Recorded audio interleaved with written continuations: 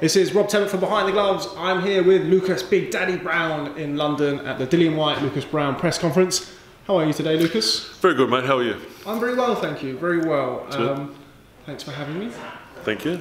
So, what do we see today? I mean, it sort of threatened to whatever a little bit at times. Yeah, I expected everything that basically came out. So I expected him to talk it up, to be a smart ass, big mouth, just the person that he is.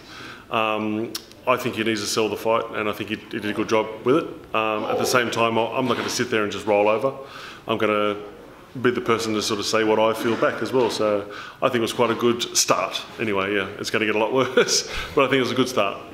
Now, you said in the press conference that you just genuinely don't like Dillian. Why is that? I don't like big mouths. We have one over in Australia called Anthony Mundine, and he just talks shit. Just the stuff that comes out of their mouth. Like he was saying things like, "This is Anthony Mundine." He was saying things like, "I'm Muslim because all the good boxers are Muslim," or just things like that. Or 9/11 was their fault, and just to controversy, just to be controversial. Basically, just to get the attention, whether it's good or bad, and obviously it's bad in this case. I think Dillian Whyte's much the same. He just says stuff just to get the attention. Now that's fine if that's what he wants to be labelled as. And as I said, I get people every day say, please knock Dillian Whyte out. You know what I mean? And it's just because of his mouth. I don't think it's because of anything he does, so to speak, but it's just because he is a big mouth, and he comes across as that. Now, what specifically has he said or done that's sort of forced you into this position where you don't like him and then you go into fight? I mean, I know it's been rumbling on for a while. Yeah. I think it's more just the fact that it has been going on for a while, and the fact that we can actually get a hold of each other makes it so much more real. So now that we've stood face to face, we've seen each other now, I think it's going to get very real and very, I don't know, dirty, filthy, whatever it is, over the internet in particular. I think it's going to get a lot worse before it gets a lot better, that's for sure. When it's something like that, when it has been such animosity building up on social media, what's it like when you finally get that close, I mean, that close proximity? How is it different? For me, I had to make sure that I don't, because normally I'd just slap someone. Yeah, that's just me. In Australia as well, it's if you were to talk like that, you get smacked. That's just what it is. So it's a different environment, obviously, and I had to make sure that I sort of kept my cool enough to be witty, or just to say things that I didn't get myself in trouble as well.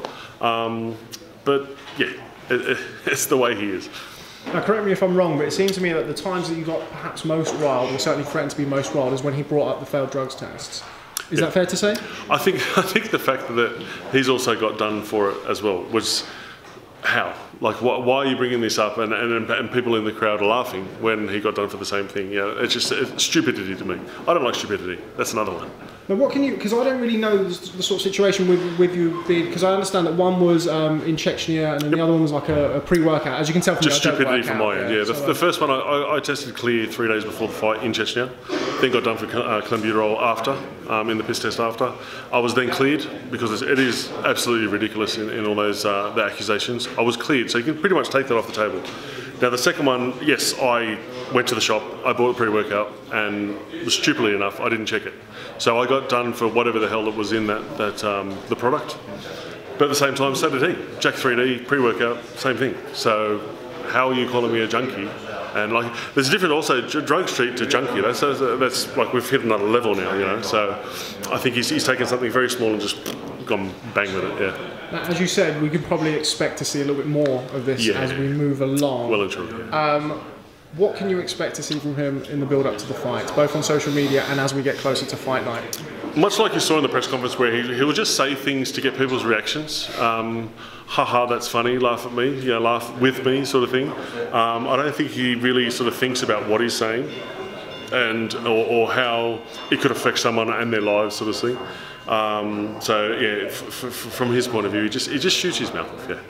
They've also got this fight, another fight that had been heavily mooted for you was a showdown with the WBO champion, Joseph Parker. How close was that fight ever to coming to fruition? As far as I'm aware, it was very close, and then it wasn't, and then it was very close, and then it wasn't. I think, from my point of view, I think I was very much a pawn in the situation, and rightly so. Like, in all honesty, I commend Parker for going for AJ, because I would too, you know what I mean? It was just the fact that if it didn't come off, then I was going to fight Parker, you know. So I was sort of like the second fiddle, the go-to after. And once they got completely serious about it, that's when we sort of focused on Whyte and we need a fight, you know. And that's obviously a potentially big fight for you down the line, New Zealand versus Australia. How do you see him getting on against Anthony Joshua? I think Joshua's a little bit too slick, a little too much, a lot better in regards to the boxing. You know what I mean? So I think he'll outbox Parker and probably put him away late rounds. Yeah. Okay, and just finally, Lucas, because I know they're desperate to shift you away from here, so your gloves are off, which I'm looking forward to seeing. Lovely. What can you tell us about the actual fight? How are you going to beat Dillian Whyte when it comes down to you two in the ring? Away from all of the social media, away from all of the comments, how's the fight going to go? I think, from my point of view, it's going to have to be movement. As long as I move the right ways and with the footwork and all that sort of stuff. But my power is always going to be the factor. I could lose 11 rounds and still knock you out in the 12th. So no matter how you look at it, my power is always going to be a factor in any fight. Okay, well, Lucas Big Daddy Browne, thanks very much for speaking to Behind the Gloves. Enjoy your business class flight back home. Thank you, sir. No easy jet for you. No. Thanks very much for speaking to Behind the Gloves. Thank you, mate. Appreciate it. It's Michelle Joy Phelps, and if you haven't already subscribed to my YouTube channel, make sure you go ahead and do so by clicking right here.